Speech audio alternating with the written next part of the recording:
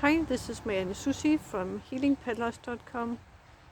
This video is about a very important topic that can have great impact on your life and the life of your pet. And that's about making the right decision for your pet when your pet is alive or when your pet is dying. And one thing that you must do, it's rare I say that, but this specific thing is, in my experience, very important. But first off the bat, I'm not a vet, I'm not an expert, I'm simply sharing my own experiences and what I have experienced, and I will start right away with an example. We had recently our cat Starlight to the vet. He had some problems with some teeth and it was bothering him. So we took him to the vet, and in that short time we were there, she suggested euthanizing him, not once, not twice, but 3 times.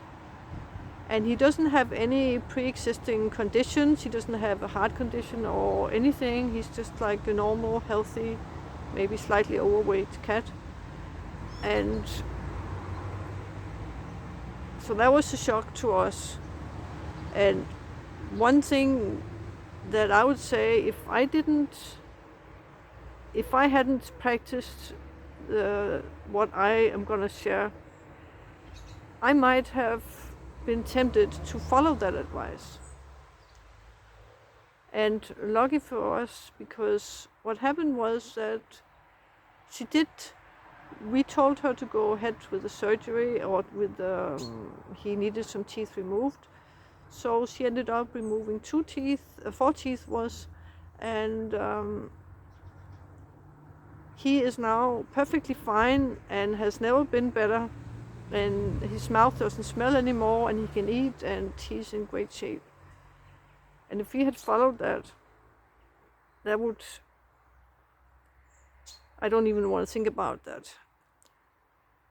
But that doesn't mean that I have anything against vets. I have the deepest respect for vets. But suggesting that somebody gets to euthanize your pet is a very serious thing to suggest that, in my opinion, shouldn't be recommended unless it's the very last way out.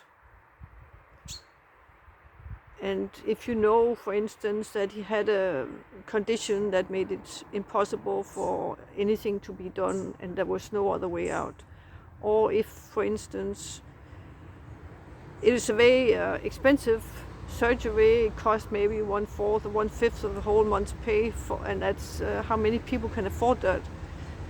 That's something that has a significant impact in your finances. You might not have the possibility to pay that. So there could be different reasons for suggesting it. But I have deep respect for vets. But the most important thing is that I have found is that you listen to the advice of the vets, and then you also use your own discernment, your own common sense, your own knowledge about your pet.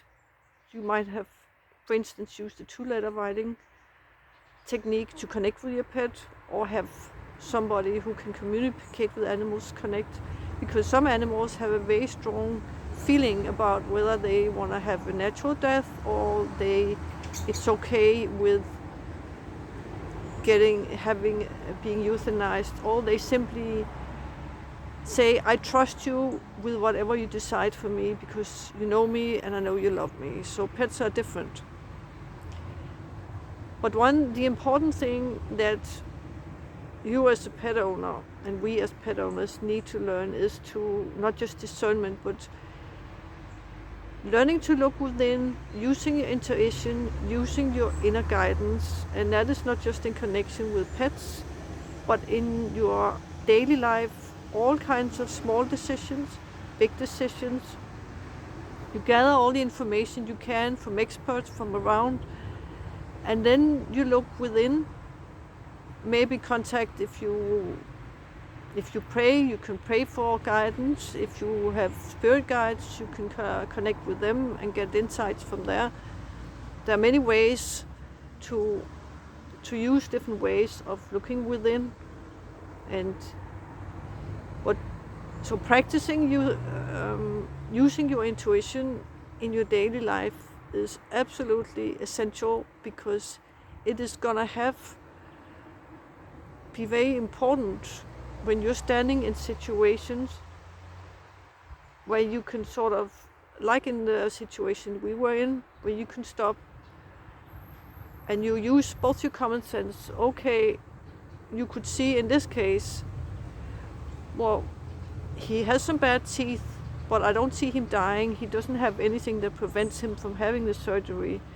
And from what she told, it seems it should be okay with the surgery, no risk, but of course you never know what happens. There's always a risk. And you can put all those things together and then make the decision. You don't just, because you trust authority, automatically take that advice. You use your own intuition also. But I know it's very difficult in many cases, because things are not just black and white, and in many cases we don't have the knowledge or the expert knowledge to make that decision, and we have to trust vets with their, and that's fine. So it's never black and white, it's always going to be difficult, but taking our, you can call it taking your power back, but it's just as much taking the responsibility, because your pet is counting on you. They're counting on us, and we always do the best we can, of course. But if we can increase our awareness, improve our ability to listen within, and to use the information we get from the experts and the information we might get from the pets. Some might be very determined to have a natural death, another might not want any pain, and it's okay that you do it. But ultimately, it's important for us as pet owners to realize that it's our decision, and it's one we're going to have to live with for the rest of our lives. And everybody can make mistakes. And actually in this case, I would like to know, because I experienced it several times recently going to the vet, that with minor things, they suggested having the pet euthanized, even though it wasn't like a life or death situation. The only thing in those cases I could think of is that the prices are so high that in these financially difficult times, many people can't afford them. And a lot, maybe they see having their pet euthanized as the only solution. Is that it? I would like to know what your experience is. Is it, or if it's only a local thing where I live?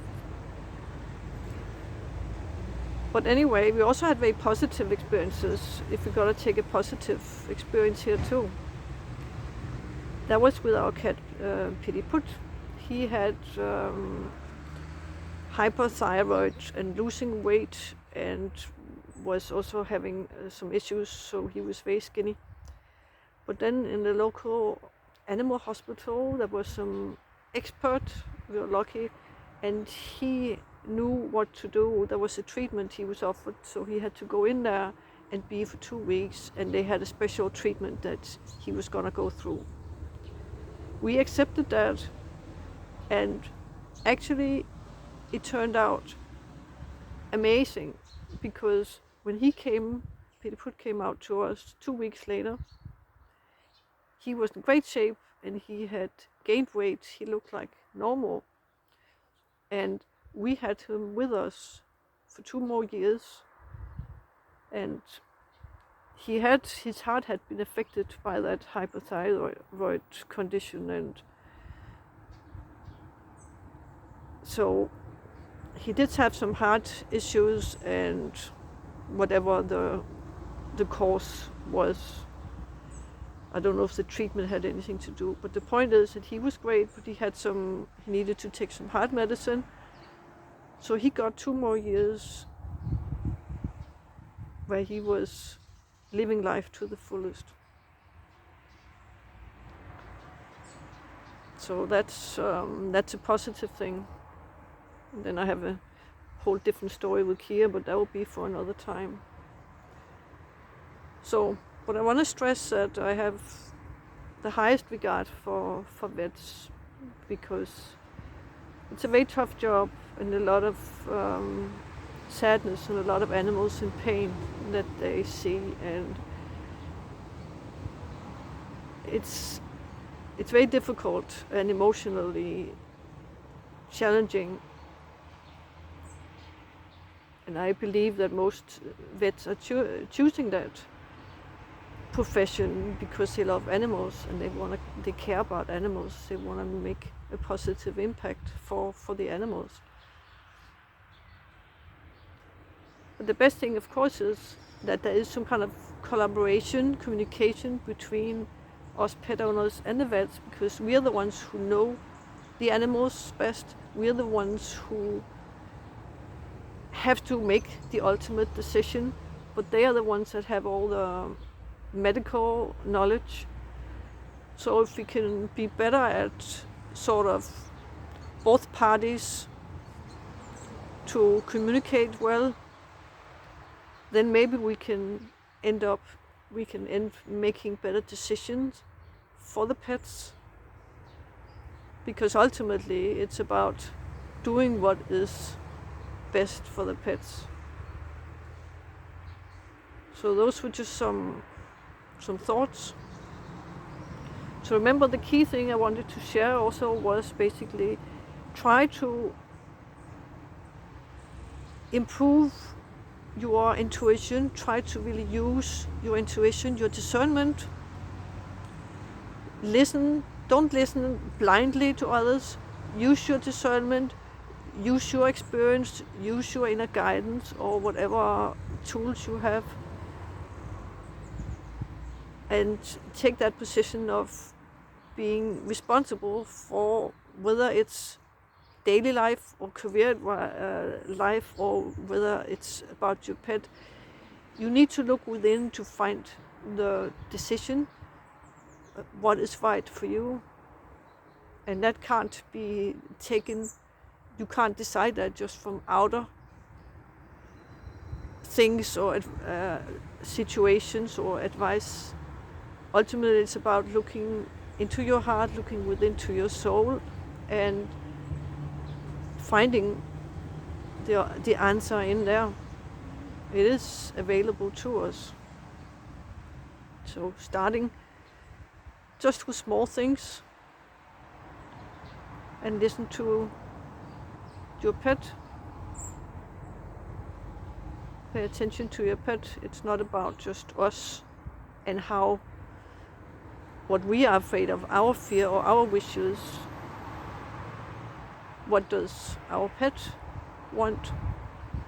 To take all those things into consideration as we make important decisions in our life and in the lives of our pets. That was the main thing I wanted to say, not to bash anyone or to make any problems, simply to try and improve the way we interact when it comes to our pets, and that we make the best decisions for our pets. Bless you.